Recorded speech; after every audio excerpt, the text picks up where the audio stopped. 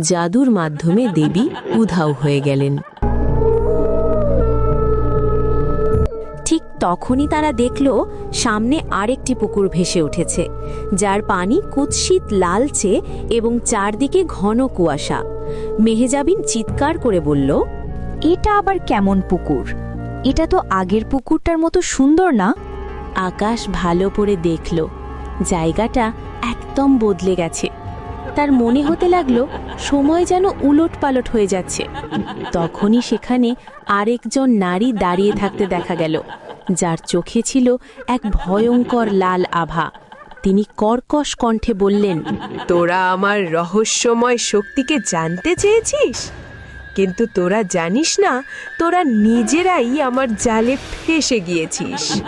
সেই আত্মাটি তাদের জানালো যে তিনি একসময় এই পুকুরের দেবী ছিলেন, কিন্তু এখন এক